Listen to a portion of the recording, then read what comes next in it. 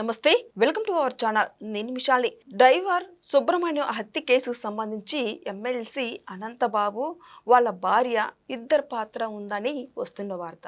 అయితే వీళ్ళిద్దరిని ఎక్కడ అరెస్ట్ చేస్తారా అని చెప్పి అజ్ఞాతంలోకి వెళ్ళిపోయారు. ఇక ఆ పరిణామాలు ఏ విధంగా ఉండబోతున్నాయో తెలుసుకోబోయే ముందు స్టూడియోలో ఉన్నారు సీనియర్ జర్నలిస్ట్ సత్యమూర్తి గారు ఉన్నారు. వారిని అడిగి విషయాలను తెలుసుకునే ప్రయత్నం చేద్దాం. నమస్కారం సార్. నమస్కారం అండి. సార్, నిజానికి చూసుకుంటే మీ వీడియోలో నేను చాలాసార్లు చూస్తూనే ఉంటాను. చాలా విశ్లేషణ చాలా బాగుండి ఉంటుంది. అయితే మొత్తాన్ని చూసుకుంటే సార్, ఈ సుబ్రహ్మణ్య హత్య కేసుకు సంబంధించి అనంతబాబు ఎమ్మెల్సీ అనంతబాబు వాళ్ళ భార్య పాత్ర ఉందని మనకు వస్తున్న వార్త.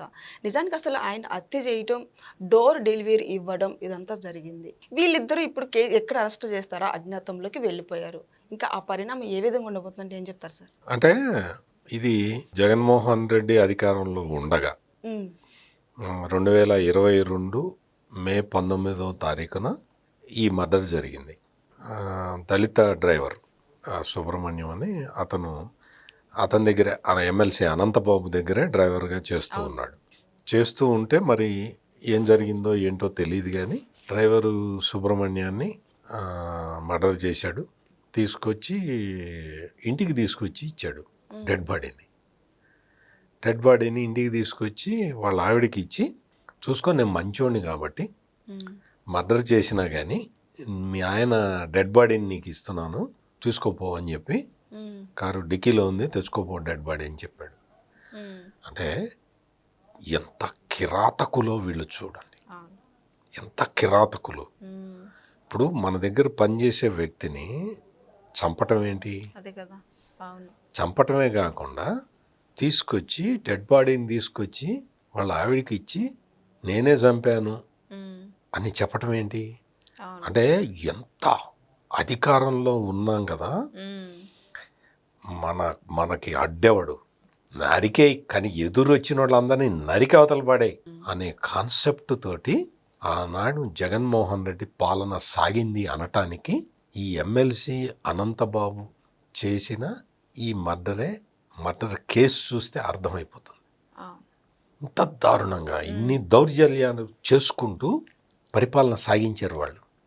ఇదే ఎమ్మెల్సీ అనంతబాబుని ఎన్నికల సమయం 2024లో ఎలక్షన్లు వచ్చినాయి కదా, ఆ ఎలక్షన్ టైంలో జగన్మోహన్ రెడ్డికి ఒక పెద్ద కారు ఉండేది, పెద్ద బస్సు ఉంటుంది. మామూలుగా పెద్ద పెద్ద సినిమా స్టార్లు వాడతారు, క్యారవాన్ అంటారు దాన్ని. అందులో అన్ని సౌకర్యాలు ఉంటాయి. అంటే తినటానికి, పడుకోవటానికి, బాత్రూమ్లు అన్నీ, మొత్తం టోటల్ హైఫై టీవీలు, ఏసీలు అన్నీ ఉంటాయి. అటువంటి పెద్ద క్యారివాన్ ఉండేది. అది వేసుకొని తిరిగేవాడు ఎన్నికల ప్రచారానికి జగన్మోహన్ రెడ్డి. అంటే సకల సౌకర్యాలు ఉంటాయి అందులో తిరుగుతూ పక్కన ఈ అనంతబాబును కూర్చోబెట్టుకుని వెళ్ళాడు.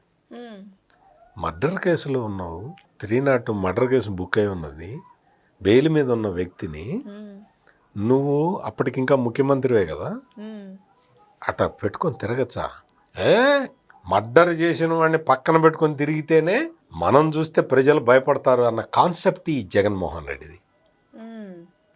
ఈ రోజున అంటే జగన్మోహన్ రెడ్డి టైంలో జరిగిన ఈ హత్యలో ఆనాడు పోలీసులు అందరూ కూడా కేసు అయితే పెట్టారు, అరెస్ట్ అయితే చేశారు, కానీ టైంకి వాళ్ళు ఛార్జ్ షీట్ ఫైల్ చేయలే.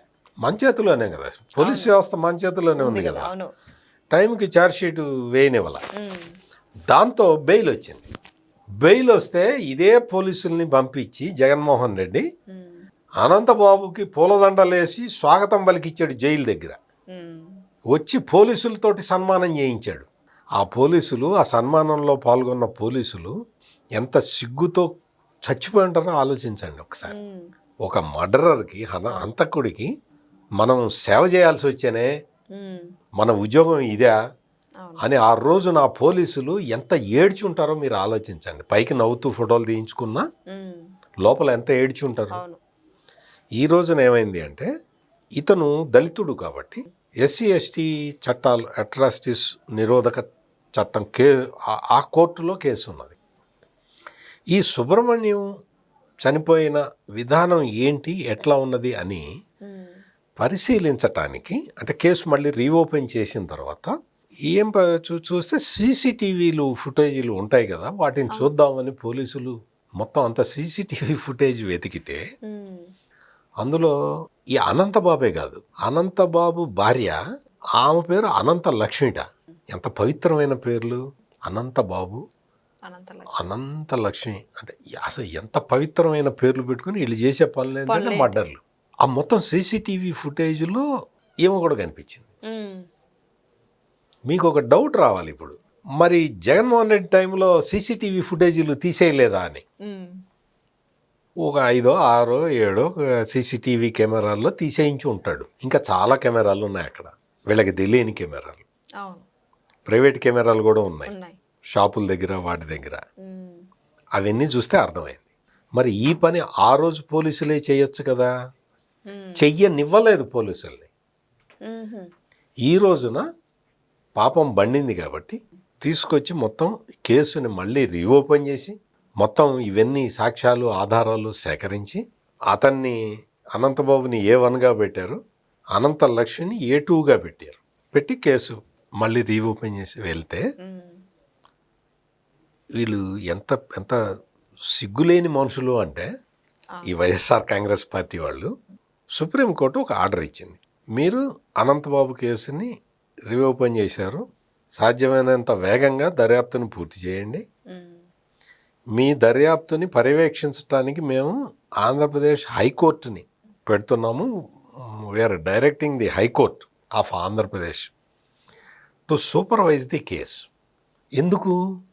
SC STకి సంబంధించిన మర్డర్ కేసు కాబట్టి కోర్టు డైరెక్షన్లో జరగాలి అని సుప్రీంకోర్టు భావించింది. It is a welcoming decision. ఒక దళితుడిని మర్డర్ చేస్తే ఇష్టం అట్లా మన చేతిలో, మనకి చట్టం మన చేతిలోనే ఉందని వదిలేయకూడదు. పోలీసులు మన వాళ్లే కదా అని వదిలేయకూడదు కదా, న్యాయం జరగాలి కదా. అందుకని పోయిన వ్యక్తిని ఎవరు తిరిగి తీసుకురాలేరు, కనీసం న్యాయం జరగాలి కదా. అందుకని సుప్రీంకోర్టు ఆంధ్రప్రదేశ్ హైకోర్టు ఆధ్వర్యంలో ఇది హైకోర్టు పర్యవేక్షించమని ఆర్డర్స్ ఇచ్చారు. దానికి వాళ్ళ మీడియాలో ఏం రాశారో తెలుసా? ఆంధ్రప్రదేశ్ పోలీసులకి చెంపదెబ్బ, సుప్రీంకోర్టు చెంపదెబ్బ అని రాసుకున్నారు. కనీసం సిగ్గు కూడా లేదు. ఏమి ఆంధ్రప్రదేశ్ పోలీసులకి ఏమి దర్యాప్తు చేశారు, పట్టుకున్నారు, ఆధారాలతో సహా చూపించారు కోర్టుకి. బాగా చేశారా మీరు వెంటనే కోర్టు అండర్లో చెయ్యండి. చేస్తే దానివల్ల ఏమవుతుంది? దళిత సమాజంలో ఆత్మవిశ్వాసం పెరుగుతుంది. దళితులకి ఆత్మవిశ్వాసం కల్పించాలి. మిమ్మల్ని చంపితే మేము పక్కన మేము ఉంటాము, మేము మిమ్మల్ని కాపాడుతాము, ధర్మం, న్యాయం, చట్టం ఎట్లా చెబుతుందో అట్లా చేస్తాము అన్న విశ్వాసాన్ని ప్రజల్లో కల్పించటానికి సుప్రీంకోర్టు ఆ రకమైన ఆదేశాలు ఇస్తే, మీకు చేత కాకపోతే చెప్పండి, కేసుని CBIకి అప్పగిస్తాం అని సుప్రీంకోర్టు వ్యాఖ్యానించింది అని రాస్తాడు. వీళ్ళు జర్నలిస్టులు ఎట్లా అయ్యారు, వీళ్ళు పేపర్లు ఎట్లా నడుపుతున్నారు నాకైతే అర్థం కాల.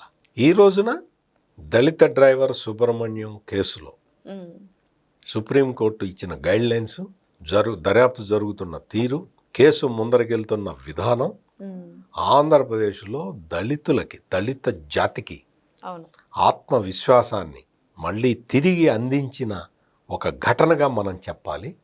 అందుకని ఈ అనంతబాబు లాంటి క్రిమినల్స్ని ఎంకరేజ్ చేసే జగన్మోహన్ రెడ్డి లాంటి వాళ్ళు కనీసం ఈ ఇన్సిడెంట్తో అయినా బుద్ధి అయినా తెచ్చుకోవాలి.